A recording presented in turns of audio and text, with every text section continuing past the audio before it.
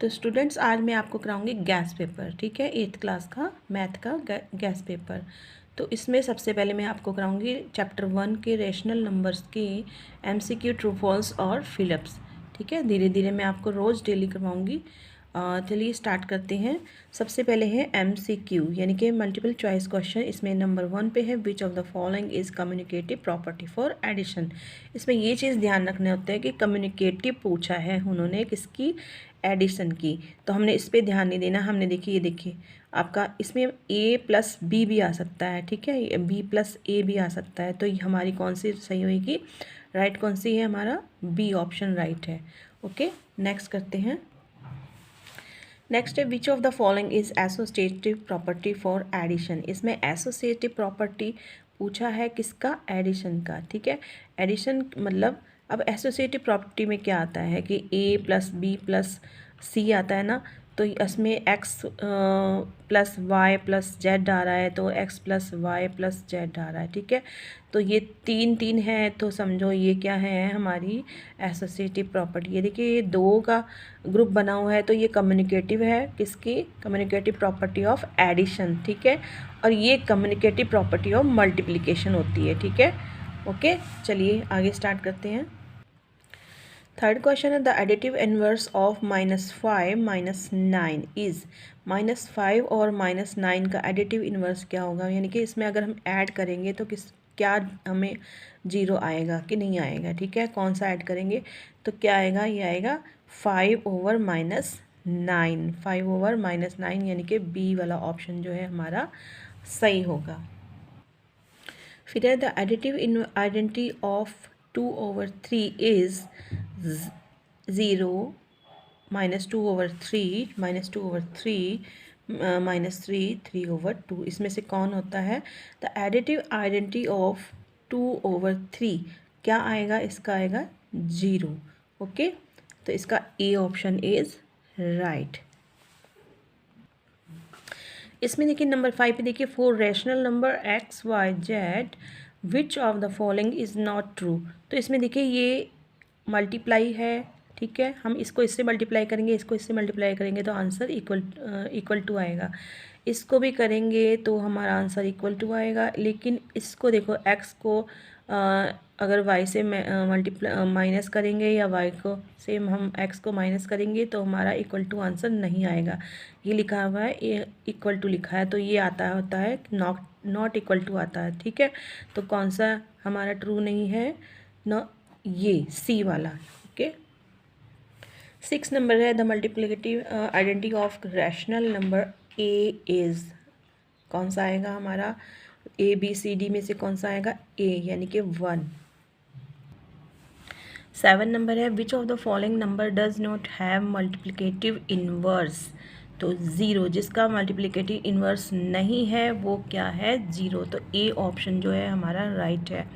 तो विच of the following number is multiplicative inverse of itself, यानी अपने आप में जो है मल्टीप्लिकेटिव इनवर्स कौन सा नंबर है।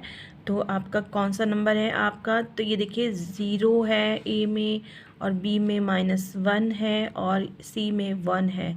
तो इसमें आएगा डी, यानी कि बोथ बी एंड सी, यानी कि -1 भी जो है अपने आप में इन्वर्स है, और क्या है सी यानी कि 1, -1 और 1, यानी कि इनको अगर करते हैं तो हमारा आंसर 0 आता है, ठीक है। अब कहते हैं ट्रू फॉल्स। ट्रू फॉल्स में all whole numbers are rational number. ये कहते हैं कि सारे जो वूल नंबर्स होते हैं वो रेशनल नंबर होते हैं, तो ये होता है आपका ट्रू। ओके, तो नेक्स्ट है for any 2 rational number a/b and c/d। For any 2 rational number, किसी 2 रैशनल नंबर के लिए जो है a/b एंड c/d जो है, जिस तरह मतलब ये देखिए B and D not equal to 0, B D not equal to 0, a/b को मल्टीप्लाई किया c/d से तो ये होता है इक्वल टू, यानी कि ये बराबर है, ठीक है। तो आपका क्या कहते हैं, इसमें जो है हम क्या करेंगे, तो ये ट्रू है कि फॉल्स है, ये है ट्रू। फिर है third number, zero has multiplicative inverse. Zero जो है मल्टीप्लिकेटिव इन्वर्स है, तो ये है फॉल्स। मल्टीप्लिकेटिव इन्वर्स क्या था, -1 या -1 था या 1 था। Okay. Division by zero is not defined, यानी कि जो डिवीज़न होता है जीरो से वो डिफाइंड नहीं होता, एक्सप्लेन नहीं होता, तो ये है आपका ट्रू।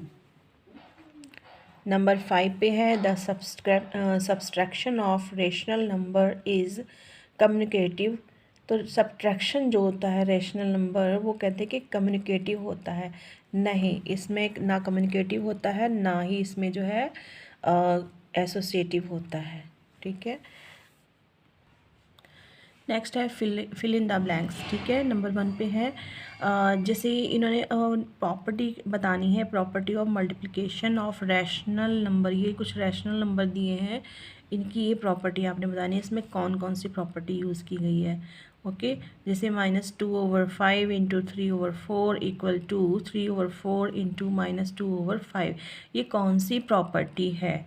ठीक है, तो अब आपने देखा था ना वहाँ पे x मल्टीप्लाई वाई और y मल्टीप्लाई x, क्या थी वो जो मैंने पहले आपको करवाया, वो क्या थी, वो थी कम्युनिकेटिव प्रॉपर्टी। ठीक है, अगर यहाँ पे प्लस होता तो वो कम्युनिकेटिव होती प्रॉपर्टी किसकी, एडिशन की, और ये है किसकी, मल्टीप्लिकेशन की है। ठीक है, तो यहाँ पे हम क्या लिखेंगे, कम्युनिकेटिव प्रॉपर्टी, यानी कि CP भी आप लिख सकते हो, कम्युनिकेटिव प्रॉपर्टी। यहाँ मैंने शॉर्ट फॉर्म में लिख दिया है।